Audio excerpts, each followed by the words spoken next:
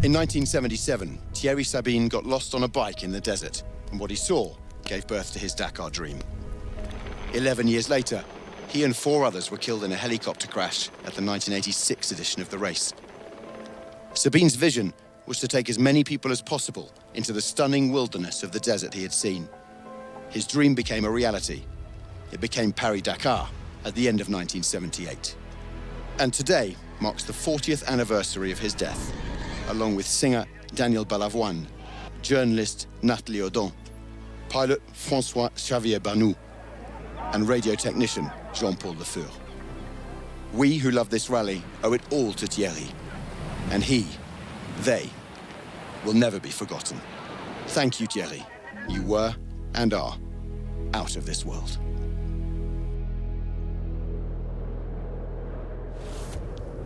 As night fell at the halfway point of the marathon stage, one man was still to arrive, but he made it, and he was all smiles when he did. Hello. Are you still here? Of course. Waiting for you. Well done. You made it. Inshallah, we'll see you in Yamba.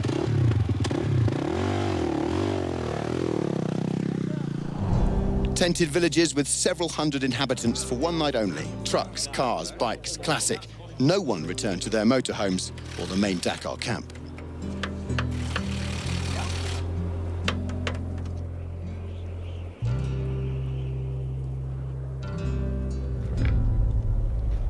I know that everyone's going to be really on the gas today.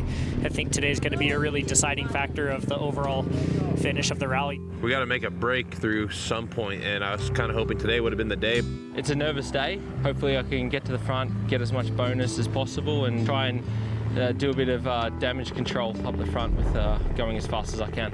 On va essayer de bien piloter la moto aujourd'hui, d'être smooth dans le sable et d'aller vite.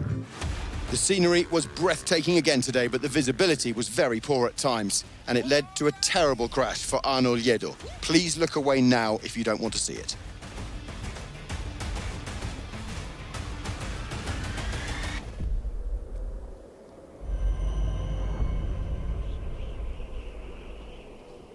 The Spaniard is heading home for surgery on a broken heel bone, but according to team manager, should be okay in a few weeks. Thank Beyonce. Mike Doherty had a front row seat for a more significant crash.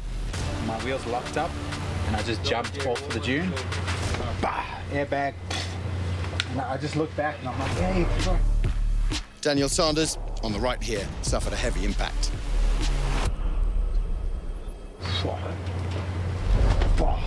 Broken collarbone.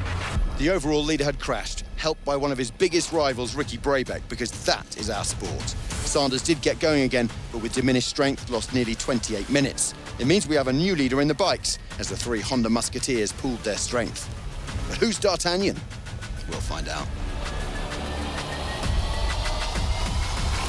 All sorts of chaos today, including for that late-night arrival, Badr Al-Hamdan. And for Niels Derrick, top 3 on the last 6 Rally 2 specials.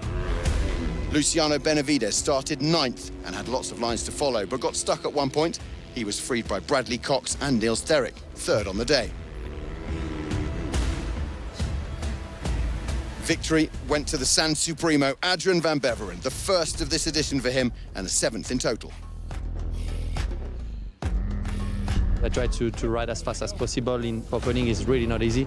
I think the guys had a tough time today, but overall I'm happy about my day. So.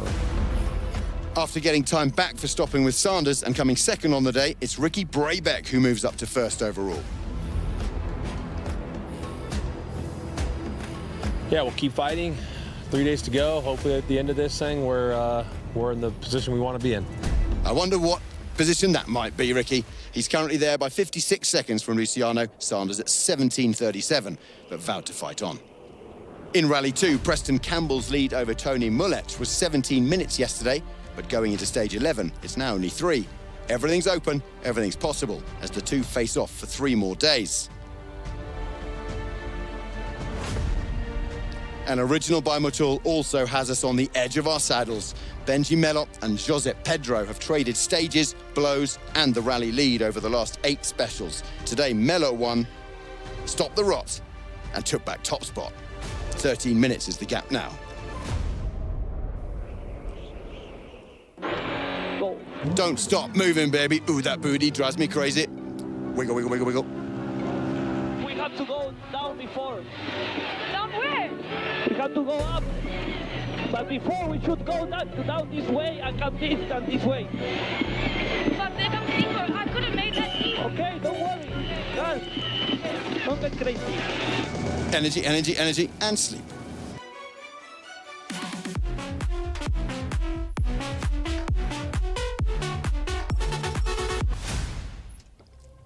At the marathon bivouac, there was plenty to do in the cars. Wonky wheel nuts, tired tyres, wobbly wheels, bent bonnets, cracked carburettors, even a corner flag from football poking out of the front. And the dwindling hopes of some flickered out like the fire's flickering flames. Seb Loeb knows more than most about high pressure, but not this kind. C'est un tube haute pression qui est percé, donc on a récupéré un tube sur la voiture de Christina. Ils sont en train de voir pour trouver une solution là-bas.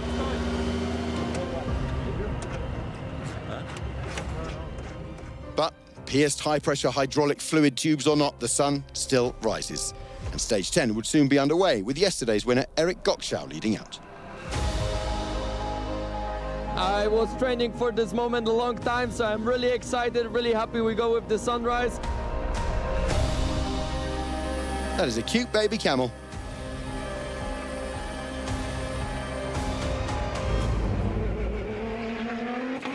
So I think this was the most challenging stage of my life. We first time going the dunes with no track, so it was a crazy day. I'm happy we go to the bivouac now and we'll push tomorrow. Out first with no tracks or clues, but fun in the sand and nothing to lose. Eric struggled today, losing an hour.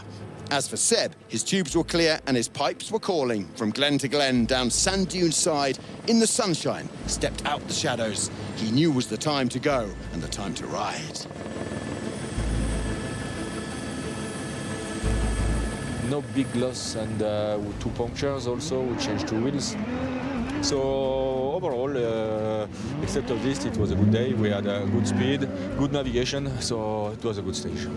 Third place for Loeb. He jumps to just outside the podium places with parts borrowed from Cristina Gutierrez, who lost a lot of time today, but got a worthy ovation when she and Pablo Moreno got back.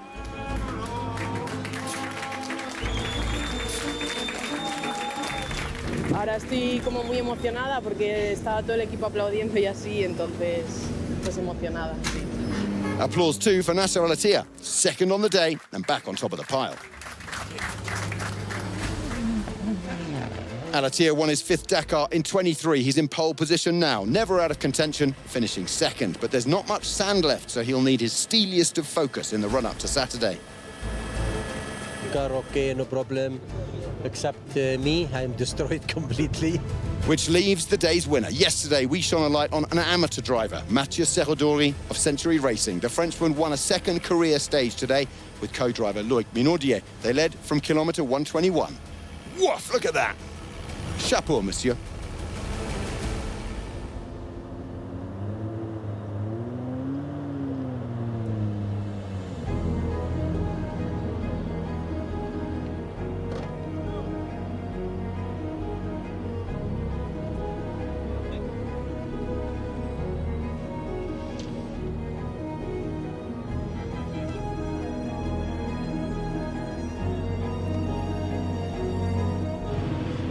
C'est génial, c'est Noël. C'est Noël, mais un petit peu après, quoi.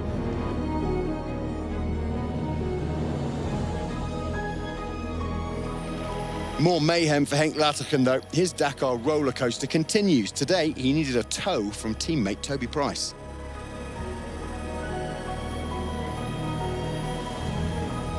Every single thing, if you think about, I mean, the past five years or the past 4 Dakars I've done, everything that's gone wrong there has gone wrong in one Dakar for me. So that's actually unbelievable. Nasser now leads Henk by 12 minutes. The Fords hit trouble today. Roma third, though, ahead of Loeb and Serradori. And it's 3 straight wins for Rokas Baszuska in the stocks. It's increased his already healthy lead in the category overall for defender.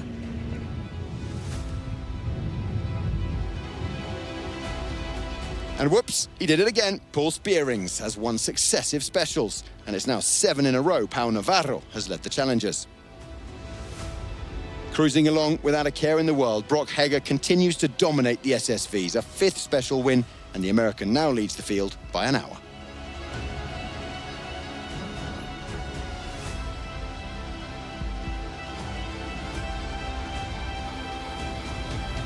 Mitchell van der Brink in trouble, left waiting for his dad to sort it out. It should not take longer than 5 minutes to replace it. And my father is 20 minutes behind, so half an hour would be great. And we are leading with 36 minutes, so it will be a close one. Not close enough. Mitchell lost just over an hour to slip to 3rd. Alex Lopreich stated he'd make up time in week 2, and the Czech has been as good as his word. A 4th win, but 26 minutes of penalties coming back to bite in the overall, which means Mr. Consistency has trucked his way to top spot, and Vaidotas Jala is the new T5 leader. It's his Dakar to lose.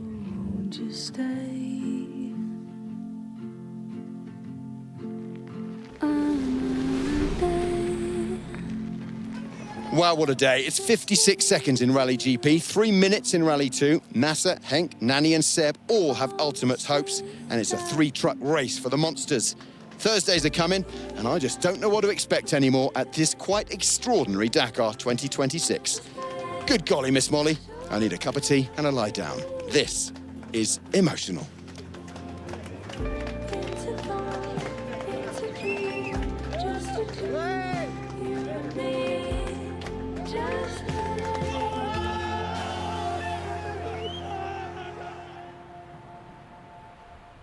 Catch you tomorrow, rally fans.